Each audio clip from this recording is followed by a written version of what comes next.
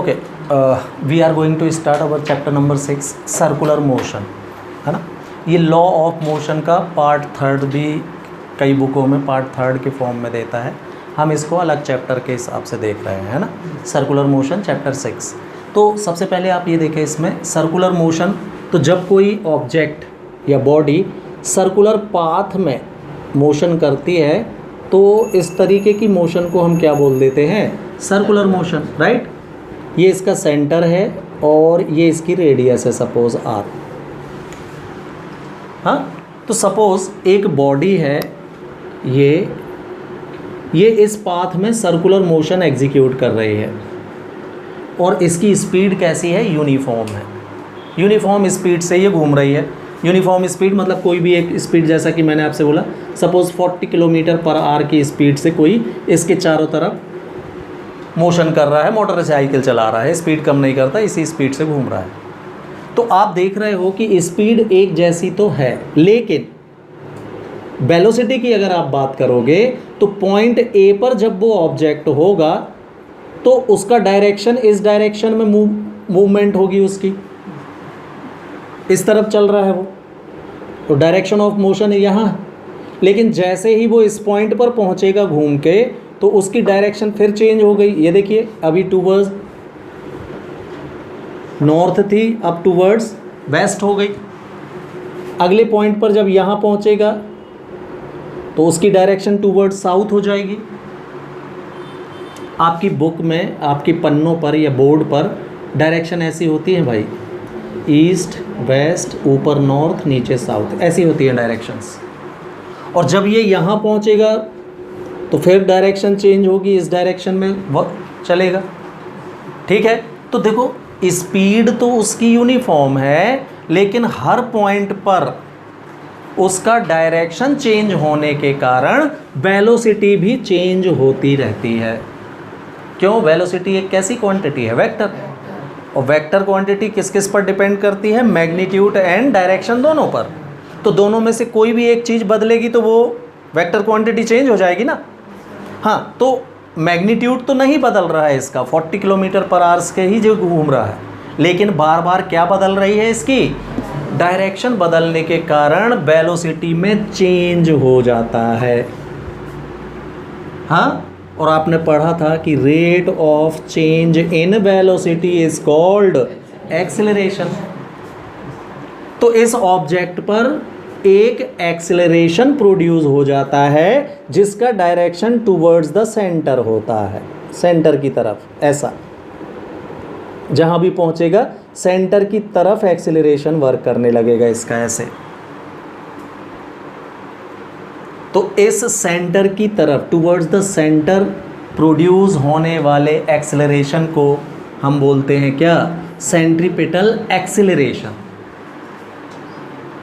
तो अब acceleration produce हुआ, हाँ, तो बाय न्यूटन सेकेंड लॉ,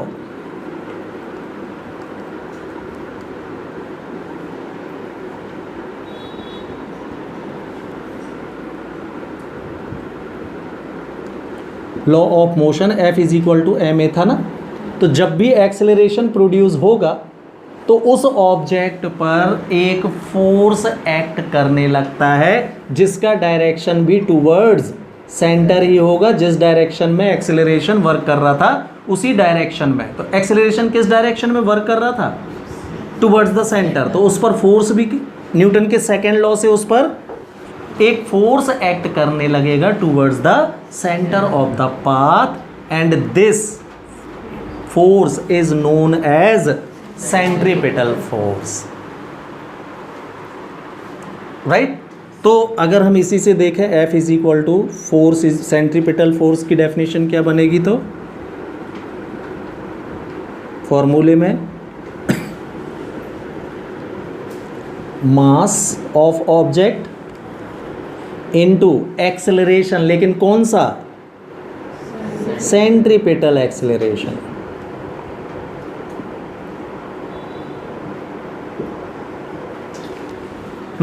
तो F is equal to mass, तो m ही सेंट्रीपिटल एक्सेलरेशन का फॉर्मूला v² बाय r होता है, where r is radius of the path. ये हम डेराइव करेंगे अब,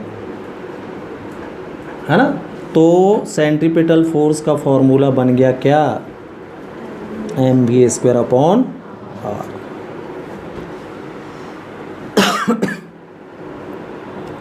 Here A is equal to what, v² upon r, which is called what, centripetal acceleration। Clear?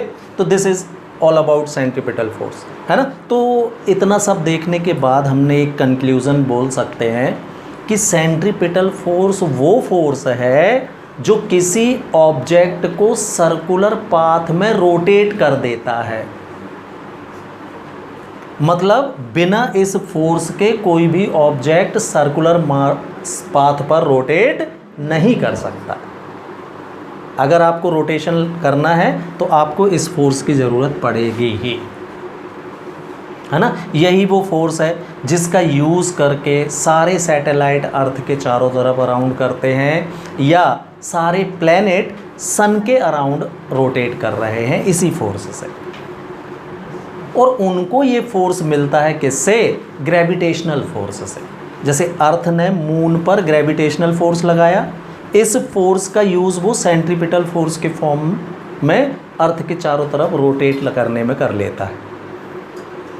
यही कारण है कि मून पर अर्थ का नेट ग्रेविटेशनल फोर्स 0 होता है। अर्थ का कोई ग्रेविटेशनल फोर्स, आप जब मून पर पहुंच जाओगे तो अर्थ के ग्रेविटेशनल फोर्स से आप अट्रैक्ट नहीं होगे। अगर वर्क कर रहा होता तो मून भी आके गिरता ना, जैसे कोई भी पत्थर अर्थ पर आकर गिर जाता है वापस। उस फोर्स का यूज़ मून ने किस फॉर्म में कर लिया, सेंट्रीपिटल फोर्स के फॉर्म में रोटेशन में लगा दिया वो पूरा फोर्स। इसलिए अर्थ का नेट ग्रेविटेशनल फोर्स मून पर 0 हो जाता है। हाँ, मून की खुद की ग्रेविटी है, उसका खुद का ग्रेविटेशनल फोर्स भी है जो अर्थ से बहुत कम है। उस फोर्स के कारण जो भी ऑब्जेक्ट है वो मून पर हैं। जैसे आप पहुंच जाते हो तो आप भी मून पर, जैसे हम अर्थ पर खड़े हैं इस तरीके से खड़े हो सकते हो। उसका ग्रेविटेशनल फोर्स वर्क कर रहा है उसमें, है ना। लेकिन देखो, जो नेचुरल सैटेलाइट्स होते हैं, जो हम नेचुरल हो गया मून, जो आर्टिफिशियल सैटेलाइट होते हैं जो हमने बनाए हैं, वो साइज़ में कम, तो उनकी खुद की ग्रेविटी कुछ नहीं होती। और अर्थ जो उस पर ग्रेविटेशनल फोर्स लगा रहा है उसका यूज़ उसने कर लिया किस फॉर्म में, सेंट्रीपिटल फोर्स के फॉर्म में। क्या करने के लिए, रोटेट करने के लिए। तो अर्थ की नेट ग्रेविटी उस पर 0 है और उसकी खुद की कोई ग्रेविटी होती नहीं। तो आप जो आर्टिफिशियल सैटेलाइट है उसके अंदर 0 ग्रेविटी फील करते हो। आपने देखा होगा सैटेलाइट के अंदर सारी चीज़ें उड़ती रहती हैं, बैठ नहीं पाते उसमें, ग्रेविटी ख़त्म है वहाँ। जबकि मून पर ऐसा क्यों नहीं हो रहा है कि अर्थ की ग्रेविटी तो रिजल्टेंट ख़त्म हो जाती है, लेकिन मून की इटसेल्फ ग्रेविटी कुछ ना कुछ है जिसकी वजह से चीज़ें उस पर बनी रहती हैं। जबकि आर्टिफिशियल सैटेलाइट में क्या होगा, खुद की ग्रेविटी नहीं होने के कारण 0 ग्रेविटी फील होती है उसके अंदर, सारी चीज़ें तैर रही होती हैं ऐसी, कोई चीज़ नीचे गिरती है नहीं। क्लियर? तो ये है भाई सेंट्रीपिटल फोर्स, समझ में आया। इसके बाद हम देखेंगे सेंट्रीपिटल एक्सेलरेशन। तो इसका डेफिनेशन तो मैंने बता दी भाई कि जब कोई ऑब्जेक्ट सर्कुलर पाथ पर रोटेट होता है तो उसकी स्पीड कांस्टेंट होते हुए भी बार बार डायरेक्शन चेंज होने के कारण वेलोसिटी बदलती रहती है ना, जिससे सेंटर की टुवर्ड्स द सेंटर एक एक्सेलरेशन प्रोड्यूस हो जाता है जिसका नाम दिया आपने क्या। अब इसका ये डेरिवेशन हम निकालते हैं भाई, a is equal to v² upon r, ये हम डेराइव करेंगे, ठीक है। तो ये नोट कर। सेंट्रीपिटल एक्सेलरेशन क्लियर है आपको, देखना। अब इसका फॉर्मूला डेराइव करने के लिए हमने मान लिया कि हमारे पास एक सर्कुलर पाथ है जिसका सेंटर है O एंड रेडियस है R, ठीक। एक स्मॉल m मास वाला कोई ऑब्जेक्ट है जो इस सर्कुलर पाथ पर रोटेट हो रहा है, घूम रहा है विथ यूनिफॉर्म स्पीड, जो कि कंडीशन थी, ठीक है। ये उसकी इनिशियल पोजीशन है ऑब्जेक्ट की,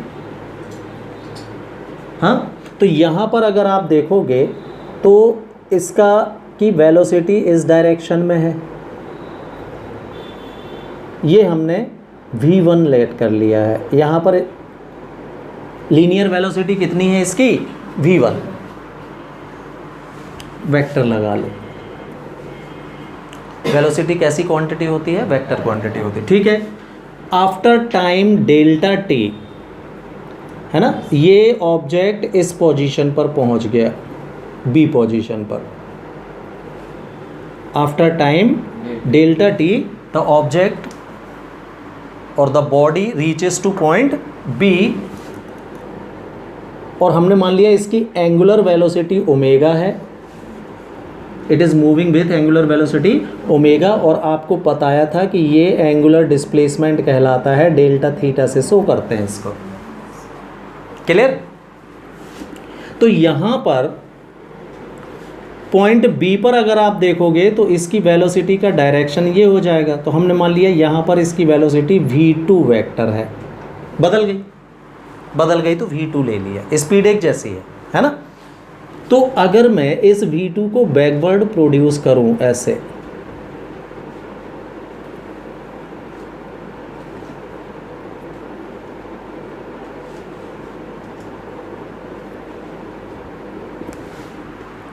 हाँ, तो बाय जियोमेट्री ये एंगल भी डेल्टा थीटा का ही बनेगा, स्मॉल एंगल से।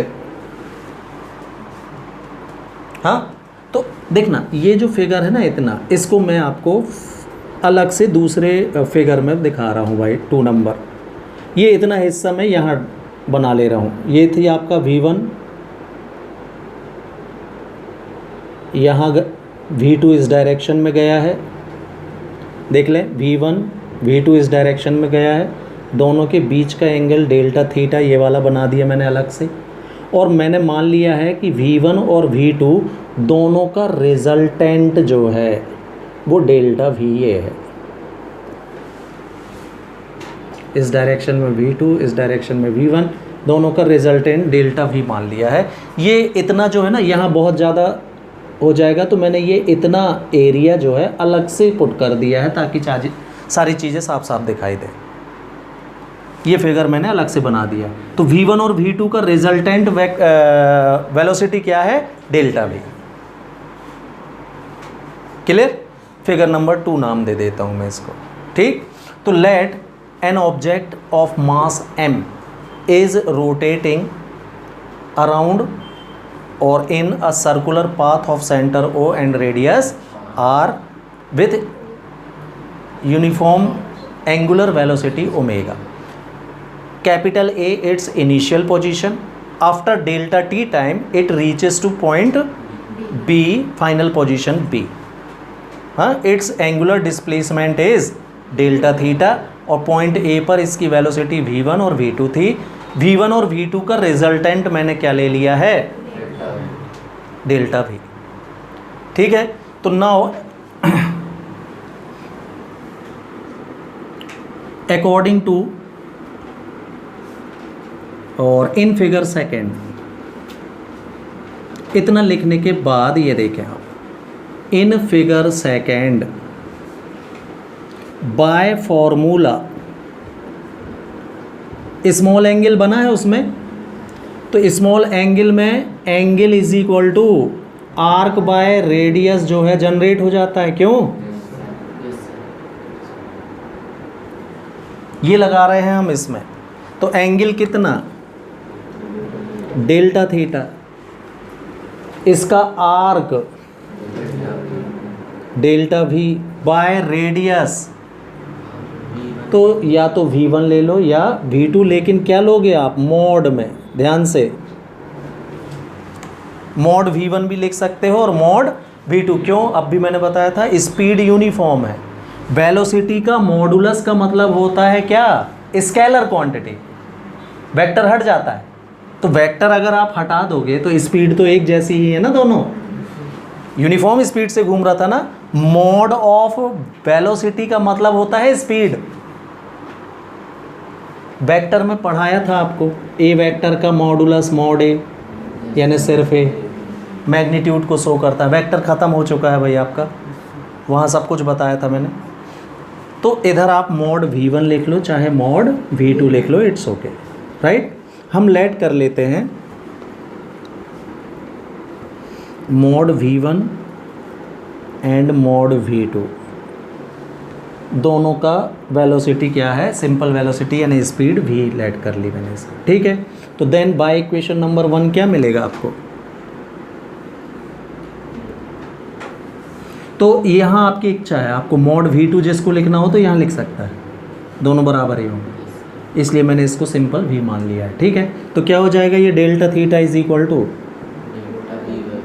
डेल्टा v बाय v, इसको इक्वेशन नंबर 2 दे दिया हमने। हाँ, now we know that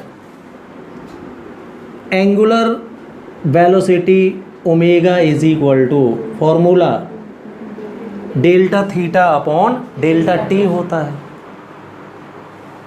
angular displacement upon time, time में एंगुलर ना लगा देना भाई, हाँ, साइड चेंज।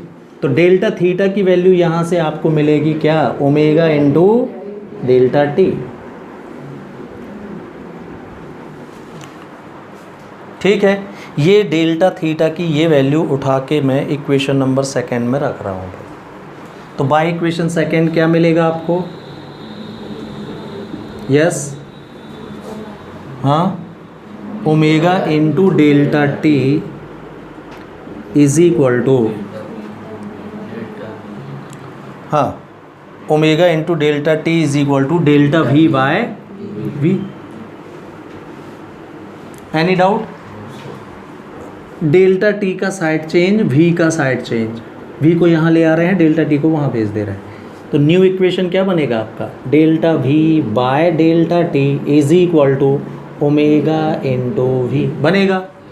ये किसका फॉर्मूला है भाई, एक्सेलरेशन का, सेंट्रीपिटल एक्सेलरेशन इसी को बोलते हैं ए, ठीक है।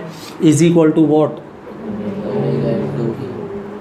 अब ओमेगा और वी में रिलेशन पढ़े थे आप, क्या होती है, v इज इक्वल टू कितना, ओमेगा इंटू आर, पलटा लेना, आपने रिलेशन इस्टेब्लिश की है सभी में, angular velocity linear velocity, angular acceleration linear acceleration, angular displacement linear displacement, सभी की रिलेशन हमने डेराइव की है पिछले वीडियोस में। तो सब में एक ही रिलेशन होता है क्या, linear is equal to angular into radius, simple, याद रखने का तरीका भी मैंने आपको बताया था। तो linear is equal to angular into radius, सब में, चाहे वो एक्सेलरेशन हो, चाहे वो डिस्प्लेसमेंट हो, चाहे वो वेलोसिटी हो, याद रखने का सबसे अच्छा तरीका ये रिलेशन होती है। तो यहाँ से अगर मैं ओमेगा की वैल्यू यहाँ रखूँगा तो क्या आएगा भाई, और करके, यस देखना, हाँ, ओमेगा की प्लेस में क्या आएगा, v अपॉन इंटू, तो a इज इक्वल टू मिलेगा क्या, ये मैंने अभी इसका यूज़ किया था भाई, इस फॉर्मूले का, सेंट्रीपिटल एक्सेलरेशन, ऐसे आता है ये, है ना। देखो इसका एक फॉर्मूला और बन सकता है, मैं v की जगह रख दूं ओमेगा r, तो a इज इक्वल टू क्या मिलेगा आपको, ओमेगा स्क्वायर इंटू आर, ये भी एक रिलेशन है। तो ये दोनों फॉर्मूले किसके होते हैं, सेंट्रीपिटल एक्सेलरेशन के, क्लियर।